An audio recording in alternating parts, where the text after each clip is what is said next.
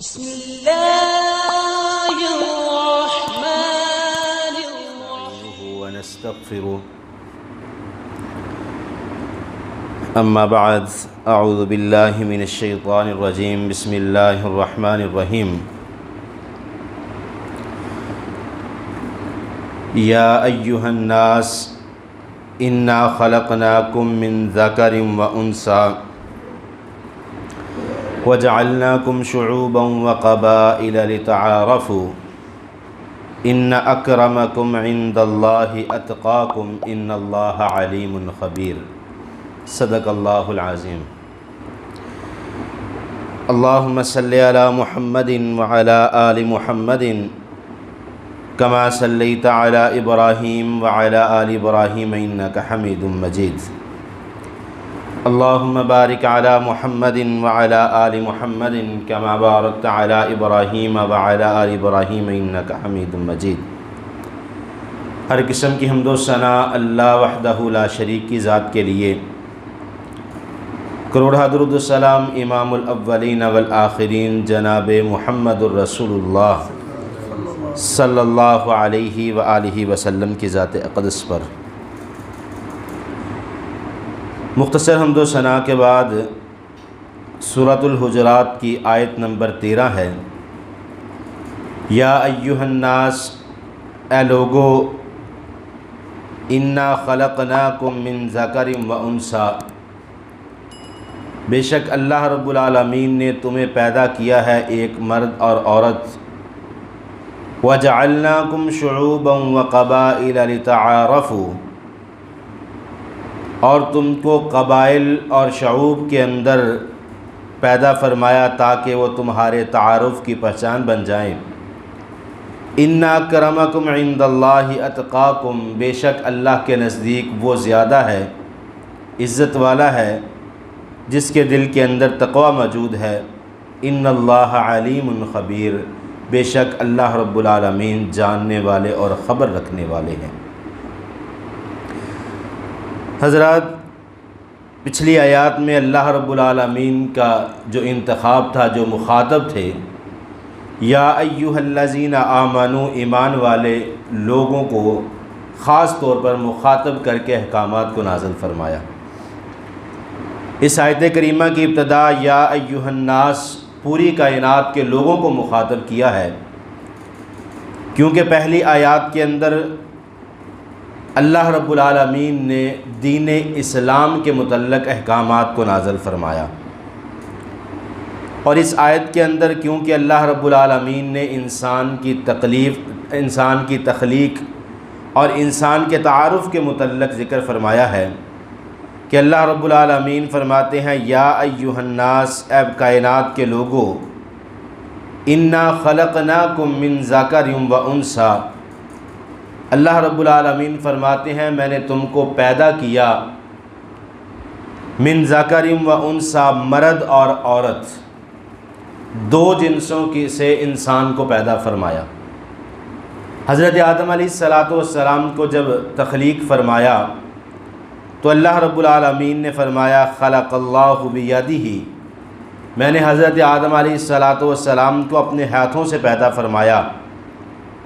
پھر حضرت آدم کی پسلی سے حضرت حوا کو پیدا فرمایا، اور پھر اللہ رب العالمین نے اس کائنات پر انسانوں کے جوڑوں کو پیدا فرمایا۔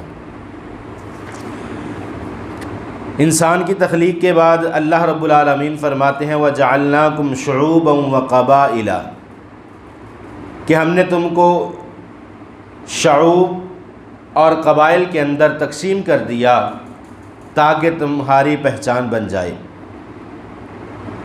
شعب عربی زبان میں شاخ کو کہتے ہیں، جیسا کہ نبی مکرم صلی اللہ علیہ وسلم نے فرمایا الحیاء شعبۃ من الایمان، کہ حیا ایمان کے ایک حصے میں سے ہے۔ شعب ایک شاخ کو کہتے ہیں، شاخ سے پھر آگے قبیلہ، اور ان قوموں اور قبیلوں کو پیدا کرنے کا مقصد انسان کی پہچان ہے۔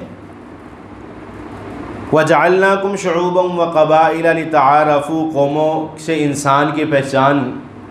اگر اس کی تفسیر میں جایا جائے تو اس کی تفسیر کے اندر موجودہ دور میں بہت ساری چیزیں سامنے آتی ہیں، کیونکہ غیر مسلم ہمیشہ سے اس بات پر ڈٹے رہے کہ ہم مسلمانوں پر فتح حاصل کر لیں، لیکن قرآن کا یہ فیصلہ ہے کہ مسلمان کو جنگ کے ذریعے سے نہیں ہرایا جا سکتا۔ مسلمان کو جب بھی شکست ملی، جب بھی مسلمان ہارا، اس کے پیچھے اس کی عیاشیاں، جب بھی مسلمان کو شکست ہوئی اس کے پیچھے اللہ کی نافرمانی موجود ہوگی۔ ہمیشہ سے کفار کی یہ سازش رہی ہے کسی نہ کسی طریقہ سے ہم مسلمانوں پر غالب آ جائیں۔ ابھی حال میں موجودہ صورتحال کی پیش نظر کرونا وائرس کی وجہ سے مساجد اور مدارس کو اسلامی ممالک کے اندر بند کر دیا گیا، اور یہ فتنہ اتنا بڑا بنا ہے کہ بیت اللہ تک کو ویران کر دیا گیا۔ ابھی چند دن پہلے ایک خبر سنی کہ انڈیا کے اندر مندروں کو بند کر دیا گیا اور مساجد کو کھول دیا گیا، کیونکہ غیر مسلم بھی یہ جانتے ہیں کہ مسلمان کا جو تقوی ہے، مسلمان کی جو دعا ہے، اس کے رب کے ہاں بہت جلدی قبول کر لی جاتی ہے۔ جس بات کو میں عرض کرنا چاہتا ہوں، ہمارے اس ملک پاکستان کے اندر اسی معاشرے کی اگر میں بات کروں تو مختلف طریقہ سے پاکستان کے مسلمانوں کو ایسی برائی کے اندر ڈالا جاتا ہے کہ جو قومیں ہم سے جنگ نہیں کر سکتی، ملک پاکستان کو فتح نہیں کر سکتی، وہ چاہتی ہیں کسی نہ کسی طریقے سے ان مسلمانوں کو کسی ایسی برائی کے اندر ڈال کر ہم اس سے اسلام سے دور کر دیں ان کو۔ پچھلے مہینے کے اندر فتنہ الحاد، عورتوں کی جو آواز اٹھائی اردو نے کہ میرا جسم اور میری مرضی کے حوالے سے علیحدہ موضوع ہے، لیکن ہلکا سا اشارہ اس لیے کرنا چاہتا ہوں کہ کفار کی سازش میں سے ایک بہت بڑی سازش یہ بھی ہے۔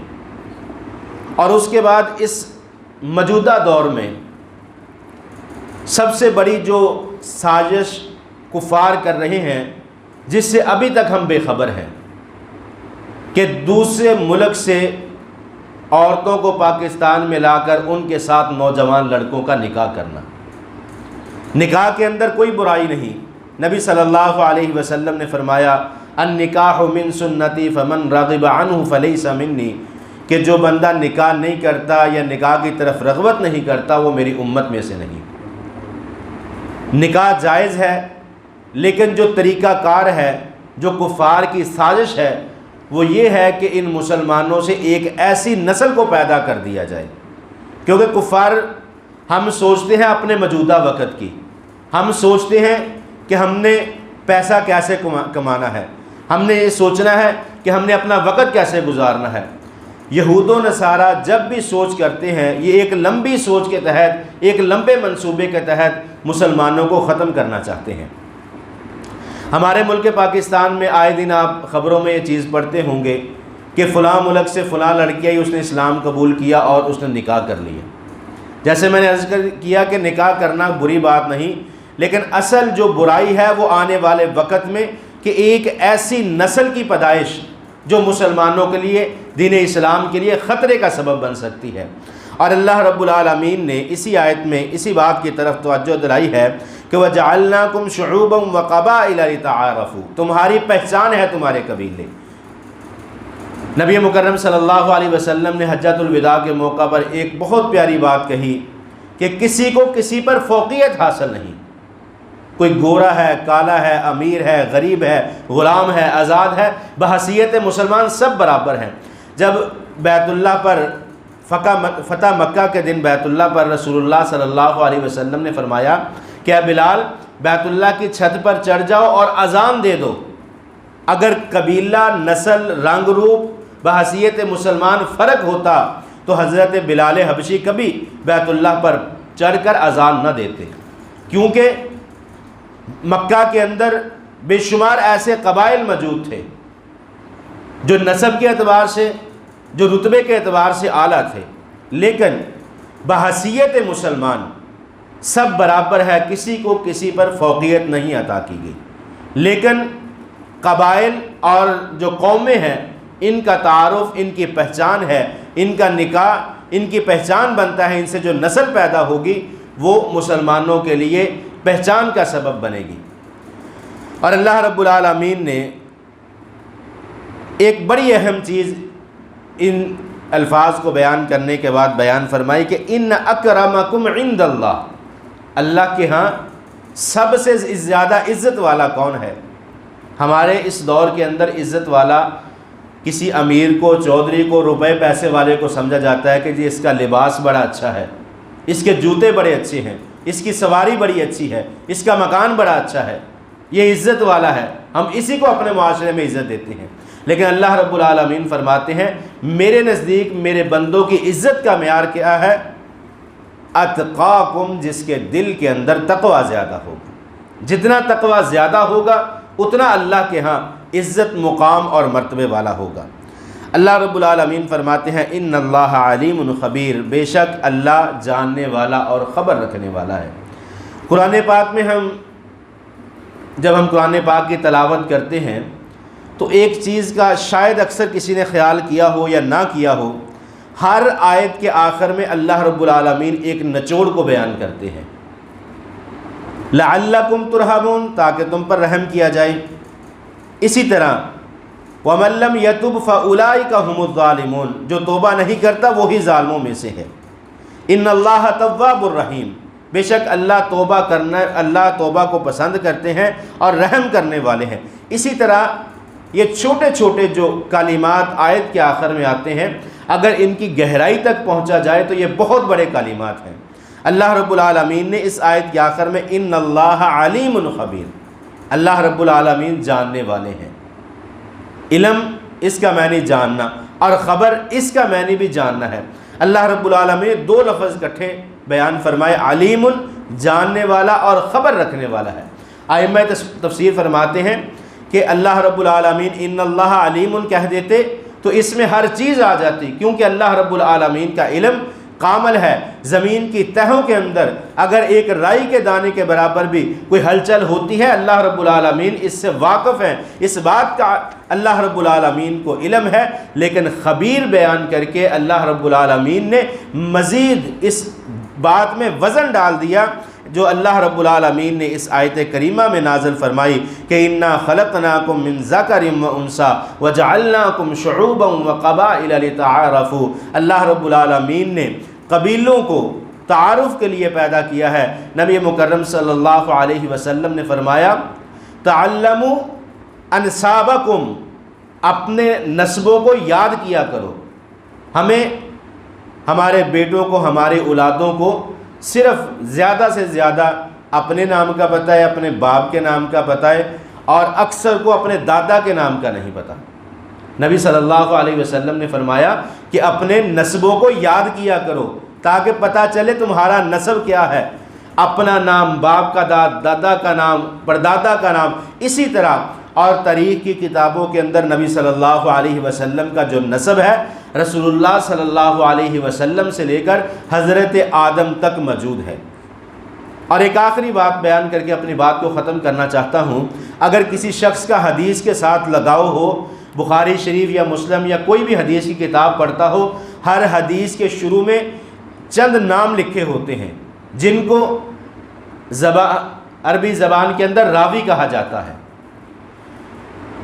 حدثنا فلان ابن فلان، فلان نے فلاں سے حدیث بیان کی، فلان نے فلاں سے حدیث بیان کی، اور یہ ایک سلسلہ چلا جاتا ہے۔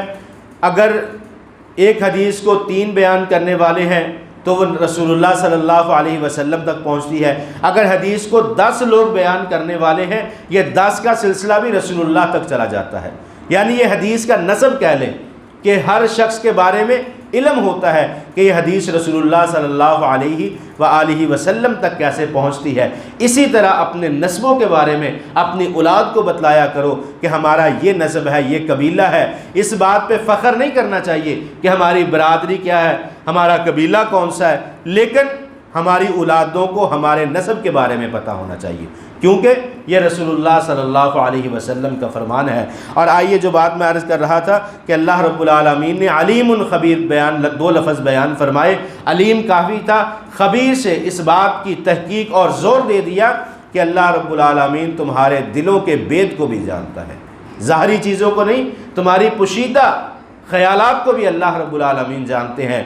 دعا ہے اللہ رب العالمین عمل کی توفیق عطا فرمائے۔ وَأَقُولُ قَوْلِي هَذَا أَسْتَغْفِرُ اللَّهَ لِي وَلَكُمْ۔